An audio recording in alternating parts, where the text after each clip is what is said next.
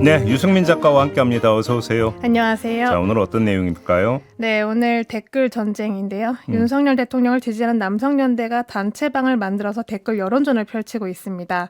텔레그램 방에서 약 17,000명, 그리고 디스코드라는 앱 채팅방에 16,000명 정도 있는데요. 네. 중복의 가능성을 고려를 해도 최소 2만 명 가까이 네이버 댓글창에서 활동하는 걸로 추측해 볼 수 있습니다. 예. 지시가 내려오고 이들이 활동하는 모습을 채팅방에 직접 들어가서 실시간으로 기록을 해봤습니다. 유승민 작가가 직접 그 방에 들어갔어요? 네, 들어가 있습니다. 들어가서 본 거예요? 네. 오, 그래요? 예. 지시가 어떤 식으로 내려와요? 이게 원래 그 배경이 있는데요. 네이버 뉴스 댓글마다 좌파가 점령하고 있다라는 이유로 올 1월부터 댓글 전쟁을 선포하면서 만들어진 방입니다. 네. 지시 같은 경우는 대부분 그 12.3 내란 사태를 일으킨 윤 대통령과 여기에 동조하는 국민의힘을 비판하는 기사에 운영자가 기사 링크를 공유하면서 공격을 하자, 이제 가자라는 신호를 주면 네. 채팅방에 있는 사람들이 기사 댓글창으로 몰려가는 식인데요.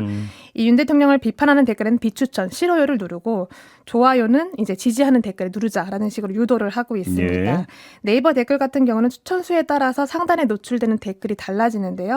이 추천수를 조작을 해서 윤 대통령을 지지하는 댓글을 먼저 보이게끔 하자라는 의도로 해석이 됩니다. 네. 이 채팅방에서는 이걸 두고 댓글을 정화한다라고 표현을 하고 이 작업이 끝나면 운영자가 정화 완료라는 메시지를 보내면 그만해도 된다라는 메시지로 해석을 할 수 있습니다. 그러면 댓글 작업 대상이 된 기사는 뭐였어요?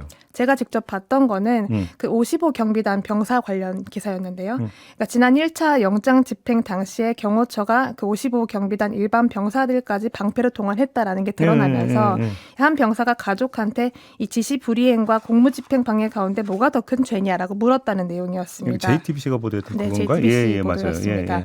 예, 그만큼 불법과 처벌 가운데서 불안에 떨고 있다라는 내용이었는데 여기서 운영자가 좌파 댓글이 현재 1,500개가 눌려 있다, 좋아요가 떠 있다라고 하면서 이 베스트 댓글을 내리자라고 메시지를 보냈습니다.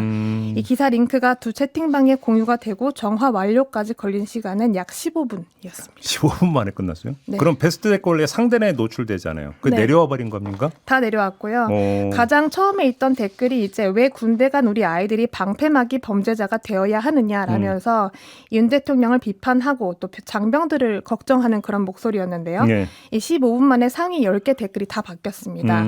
그 1분마다 새로 꽂힘을 눌러서 봤는데 댓글 개수가 거의 수십 개씩 실시간으로 올라오고 있었고요. 네. 약 7분 정도 지나고부터 윤 대통령을 지지하는 댓글이 점점 상단을 차지하기 시작했습니다.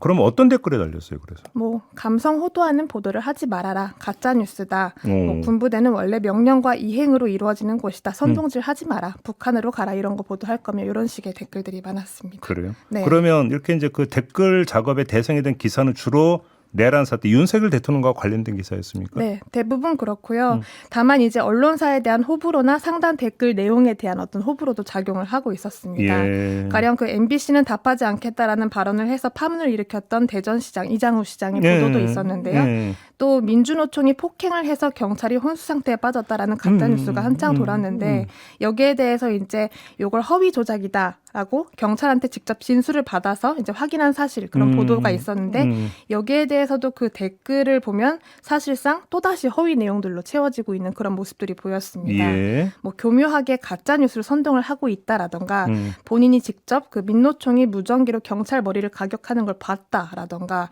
가격 직후에 경찰관이 의식 불명이었던 건 증거 사진이 있다라는 식으로 이제 선동을 하는 식의 댓글들이 채워졌습니다. 이러면 이제 댓글창이 공론장의 기능은 거의 상실해 가고 있고 오히려 작업 공간이 되고 있다 이렇게 네. 봐야 되는 겁니까? 네, 또 가짜 뉴스가 굉장히 허위 정보가 굉장히 많이 쏟아지고 있다라는 거 우려가 될 수밖에 없는 건데요. 예. 현재 그 더불어민주당의 신남성연대 채널 그리고 운영자를 내란 선전 혐의로 고발을 한 상태이기도 합니다. 네.